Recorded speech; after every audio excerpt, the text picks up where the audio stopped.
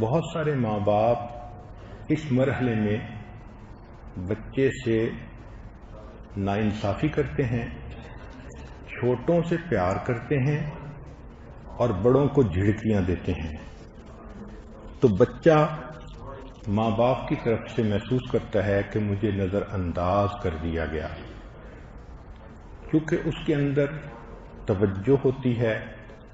اکثر بچے اس عمر میں جو برے مرد ہوتے ہیں ان کے ساتھ غلط تعلقات میں استعمال ہو جاتے ہیں، کیونکہ وہ اٹینشن چاہتے ہیں۔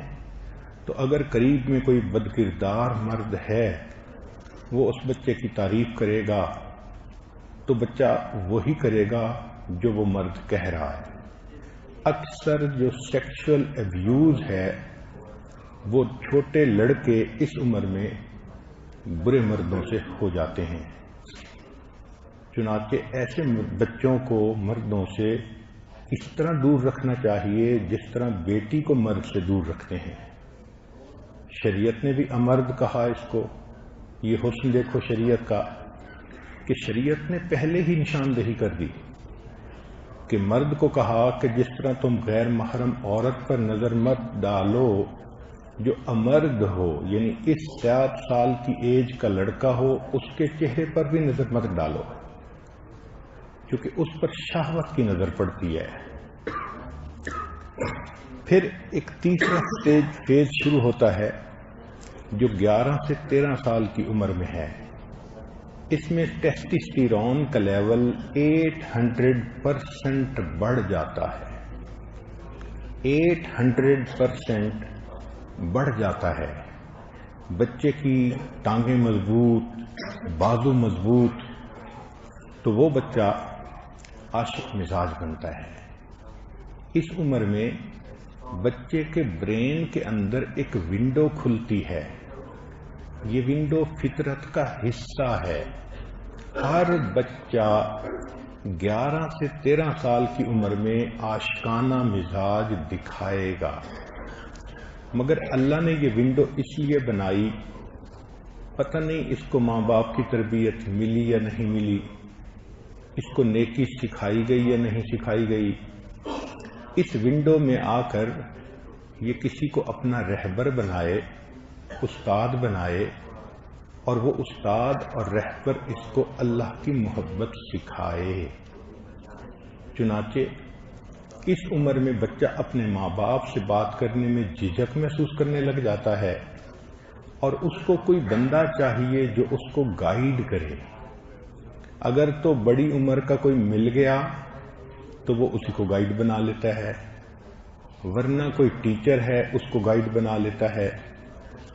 اور اگر قسمت بھلی ہو اور ماں باپ عقل مند اور سمجھدار ہوں تو وہ اس بچے کو کسی شیخ کے ساتھ جوڑ دیتے ہیں، تو شیخ اس کے عشق کی اس صلاحیت کو اللہ کے لیے استعمال کر لیتا ہے، اس کو نیکی کی طرف متوجہ کرتا ہے۔ یہ بچہ اس عمر میں فطری طور پر اپنی محبتیں، اپنی چاہتیں، اپنی توانائیاں کسی پر خرچ کرنا چاہتا ہے، یہ کسی کو اپنی محبتوں کا مرکز بنانا چاہتا ہے، کسی کو اپنے دل میں بسانا چاہتا ہے۔ تو شریعت نے کہا کہ اس کو رہبر مہیا کر کے، مرشد مہیا کر کے، اس کی جو یہ ونڈو ہے اس کو استعمال کرو اور نیکی کے اوپر اس کو چلا دو۔ اس موقع پہ یہ بچہ ایک دوراہے پہ کھڑا ہوتا ہے۔ یہ دوراہا کیا ہے؟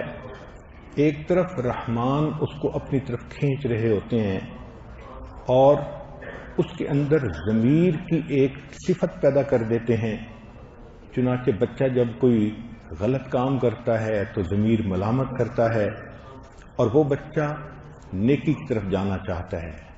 اب ایسے میں شیخ بھی مل جائے تو اس بچے کا نیکی پہ آنا بہت آسان ہو جاتا ہے۔ دوسرے راستے کے اوپر شیطان کھڑا ہوتا ہے، وہ اس کو خود بھی برائی کی طرف بلاتا ہے، اور جو شیطان کے ایجنٹ ہیں ان کو بھی پیچھے لگا دیتا ہے۔ تو کہیں اس کو لڑکی نظر آ گئی، کہیں عورت نظر آ گئی، کہیں فوٹو نظر آ گئے، کہیں ویڈیو گندی نظر آ گئیں، تو یہ چیزیں اس کو گناہ کی طرف لے جاتی ہیں۔ اس دوراہے پر اس بچے کو ماں باپ کی تعاون کی ضرورت ہوتی ہے۔ جو نیک ماں باپ ہوتے ہیں وہ نیکی پر بچے کے معاون بنتے ہیں اور اس کو نیکی کی لائن پہ ڈال دیتے ہیں۔ چنانچہ جن کے ماں باپ عقل مندی کریں وہ بچے حافظ بنتے ہیں، عالم بنتے ہیں، مفتی بنتے ہیں، شیخ بنتے ہیں۔ زندگی میں دین کا کام کرنے والے وہی ہوتے ہیں، اللہ کے دین کا غم کھانے والے وہی ہوتے ہیں۔ ماں باپ اگر اس بچے کو تبلیغی جماعت میں بھیج دیں سروزہ کے لیے، چلہ کے لیے، تو یہ بچہ دین پر اپنا سب کچھ قربان کرنے والا بن جاتا ہے۔ یہ راستے کا تعین اس عمر میں ہوتا ہے۔ اگر اس عمر میں بچے کو ماں باپ نیکی پر جانے سے روکیں، کیونکہ ہم نے دیکھا کہ بچہ نمازی بن گیا، سر پہ ٹوپی رکھنی شروع کر دی، ٹی وی نہیں دیکھتا، تو باپ اپنے پاس بٹھا کر اس کو ٹی وی دکھاتا ہے، کہتا ہے کچھ نہیں ہوتا۔ بہن کہتی ہے تم ابو کو ناراض کیوں کر رہے ہو؟